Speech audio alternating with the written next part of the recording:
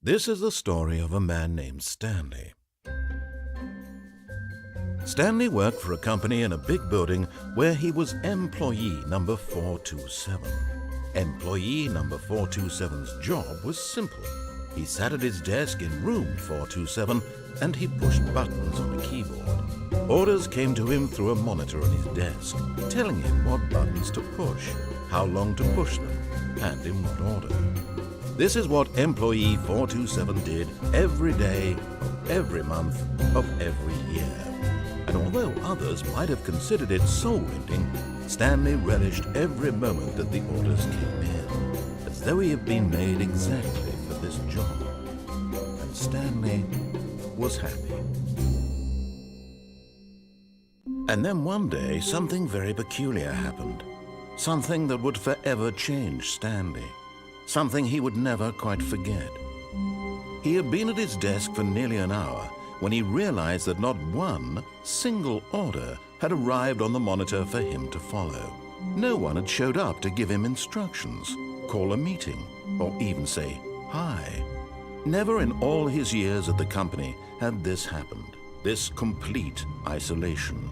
Something was very clearly wrong. Shocked, frozen solid, Stanley found himself unable to move for the longest time. But as he came to his wits and regained his senses, he got up from his desk and stepped out of his office.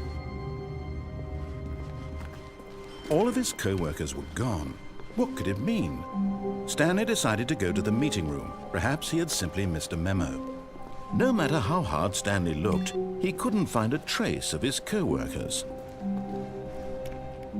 Stanley went around touching every little thing in the office, but it didn't make a single difference, nor did it advance the story in any way.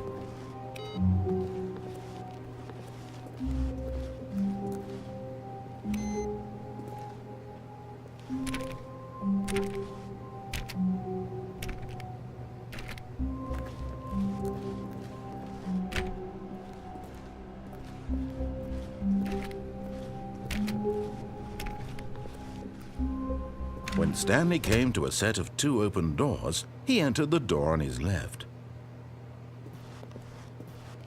This was not the correct way to the meeting room, and Stanley knew it perfectly well. Perhaps he wanted to stop by the employee lounge first, just to admire it.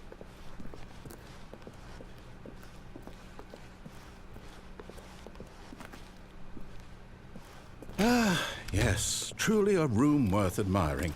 It had really been worth the detour after all, just to spend a few moments here in this immaculate, beautifully constructed room.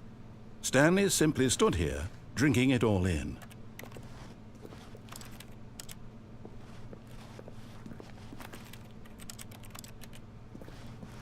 Yes, really, really worth it being here in the room. A room so utterly captivating that even though all your co-workers have mysteriously vanished, here you sit looking at these chairs and some paintings. Really worth it. But eager to get back to business, Stanley took the first open door on his left.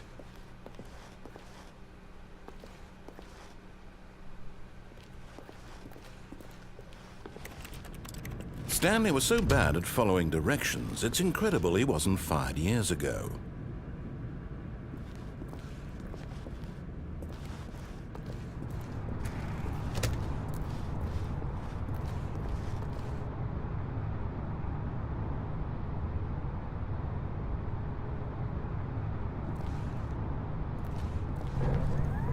Look, Stanley, I think perhaps we've gotten off on the wrong foot here.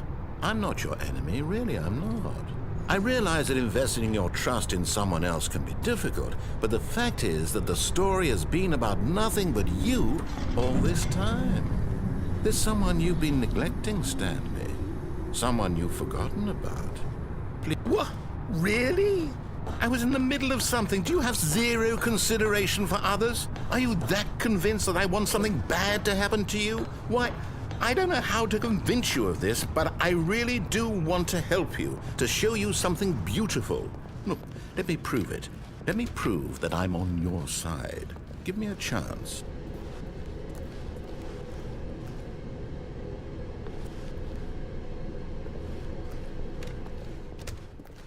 Now listen carefully, this is important. Stanley walked through the red door. Aha, perhaps you misunderstood. Stanley walked through the red door.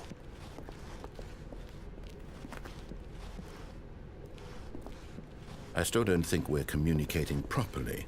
Stanley walked through the red door.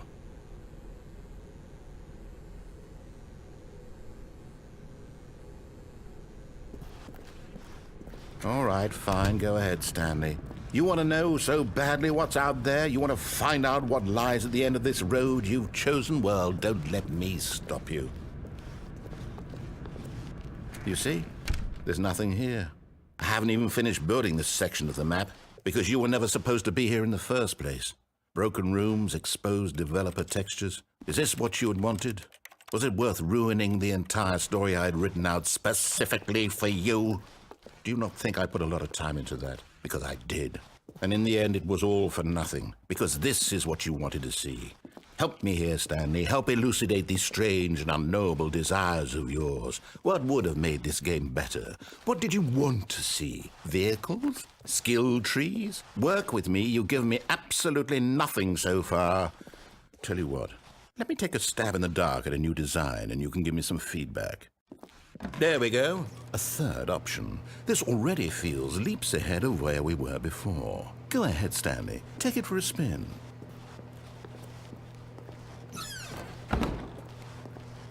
Okay, I'm going to stop you there. Now, tell me about your experience with this new version. Would you say that the game benefited from allowing you more choices?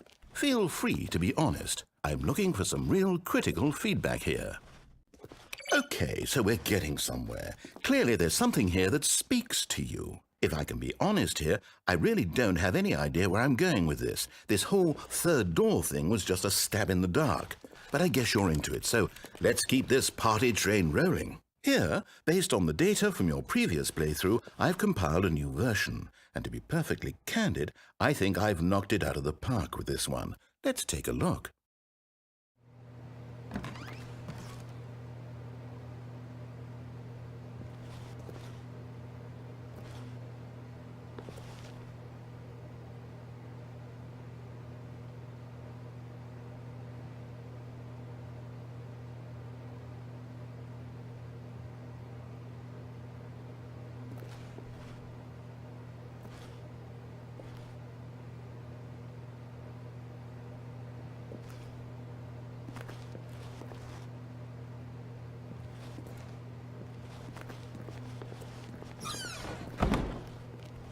Now, would you say that competitive leaderboard helped you feel motivated to keep walking through doors? Again, honest answers, please.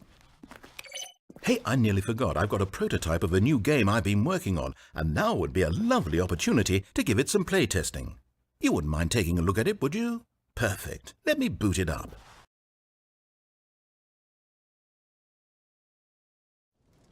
In this game, the baby crawls left towards danger. You click the button to move him back to the right, and if he reaches the fire, you fail. It's a very meaningful game, all about the desperation and tedium of endlessly confronting the demands of family life. I think the art world will really take notice. But of course, the message of the game only becomes clear once you've been playing it for about 4 hours. So why don't you give it 4 hours of play to make sure it's effective? Be sure to keep notes on your experience.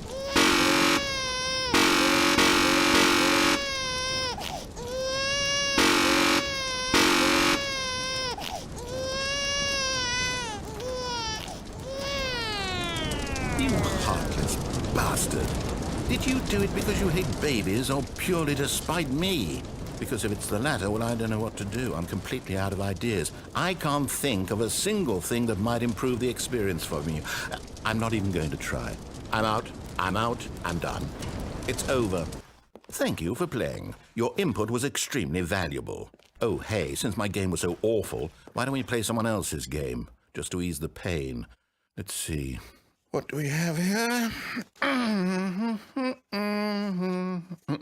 Yes. This seems like it'll work. Let's give it a shot.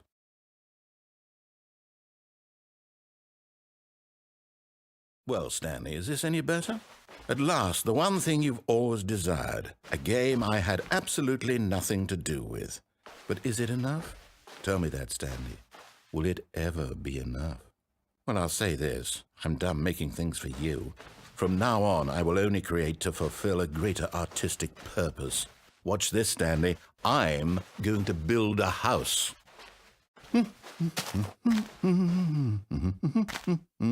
This will go here, no, here, and then...